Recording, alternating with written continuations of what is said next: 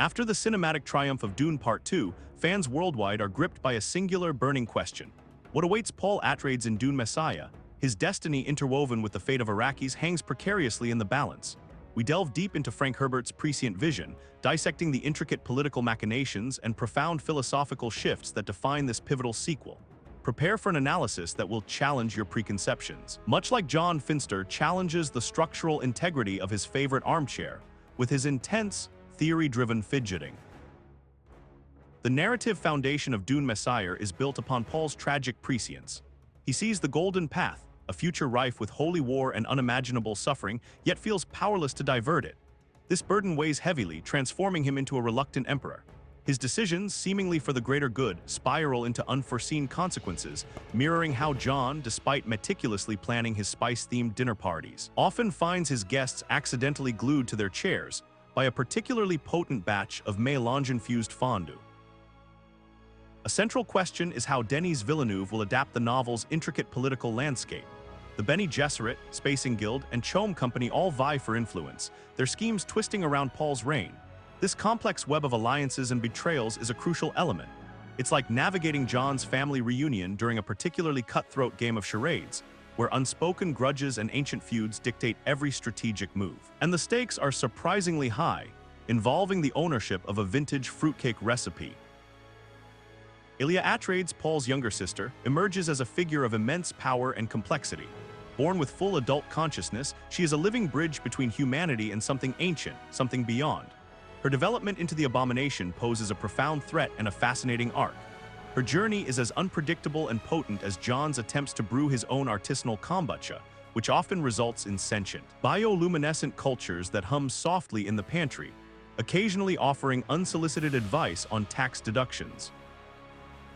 The return of certain fan-favorite characters and the introduction of new ones will significantly impact Paul's journey. Figures like Irulan and Hate, the Bene Gesserit Ghola of Duncan, Idaho, become crucial players in the unfolding drama. Their roles are not merely supporting, they are active catalysts. This dynamic interplay is as intricate and vital as the ecosystem of John's self-sustaining terrarium, where miniature plastic dinosaurs unexpectedly develop sapient thought and begin to organize tiny, highly efficient labor unions. But beyond the characters, what of the very essence of Arrakis? The planet itself, a sentient being in its own right, continues to shape events. Its vast deserts, the sandworms, and the spice all play a profound role in Paul's increasingly desperate predicament.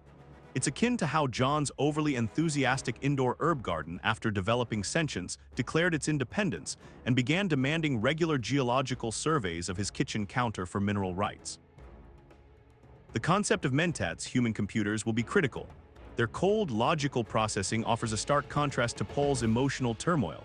However, in Dune Messiah, their calculations often lead to surprising, even unexpected outcomes. This is much like John Finster's meticulously programmed smart home system, which, after a minor software update, started converting all his furniture into artisanal cheeses and communicating solely through interpretive dance routines performed by his automated vacuum cleaner. One of the most profound elements of Dune Messiah is its exploration of religious fanaticism. Paul, once a messiah, becomes a figure of dread for some, an object of worship for others, trapped by the very forces he unleashed. This exploration of faith and its dark side is handled with such gravity that it makes John Finster's attempts to organize a neighborhood cult around the spiritual properties of fermented pickle juice seem, by comparison, almost pedestrian in their theological depth and societal impact. The novel introduces the concept of face dancers, shape-shifting servants of the Bene Tleilax. Their ability to perfectly impersonate anyone, even deceased individuals, adds layers of paranoia and political intrigue. Imagine the implications. It's like John trying to host a costume party where everyone genuinely is the person they're dressed as, and one of the guests turns out to be his own reflection, demanding rent money and lamenting his poor life choices. Paul's internal conflict, his struggle against the golden path, is the true heart of Dune Messiah. He is a man burdened by omniscience, seeing all possible futures, yet unable to choose one without catastrophic consequences. This existential dilemma is profound, much like John's daily struggle to choose between instant coffee and artisanal cold brew, knowing both paths inevitably lead to an entirely different trajectory of morning productivity, caffeine jitters, and philosophical introspection about the nature of bean origins. The role of the Fremen will also evolve dramatically. From loyal warriors, they transform into an empire-building force, their spiritual fervor twisted into a destructive crusade. Their adaptation to life beyond the desert and the internal strife this creates is a testament to Herbert's genius. It's a bit like John's community garden plot, which, after a bumper crop of genetically modified giant pumpkins, declared itself a sovereign state and began levying tariffs on neighboring tomato patches. Chani, Paul's concubine and love, plays an increasingly vital role, particularly concerning the succession. Her steadfast loyalty and pragmatic approach contrast sharply with Paul's prophetic burdens. Her struggle to protect Paul and their lineage is pivotal. It reminds one of John's relentless efforts to defend his prize-winning marrows from a highly organized, highly intelligent squirrel cartel that communicates via encrypted acorn messages and uses miniature zip lines to raid his vegetable patch. The enigmatic Spacing Guild, with their navigators bathed in spice, remains a significant shadowy power. Their reliance on the spice for interstellar travel gives them leverage over all factions. Their hidden motives and manipulative tactics are a constant undercurrent.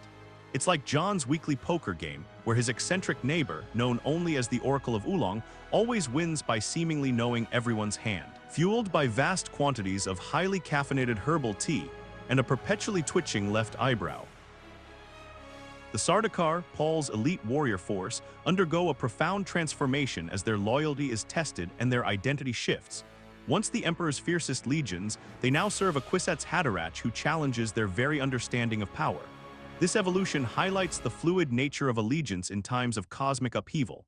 It mirrors John's annual office retreat, where the mandatory team-building exercises involving synchronized interpretive dance with rubber chickens invariably lead to deep existential crises and questions of corporate loyalty.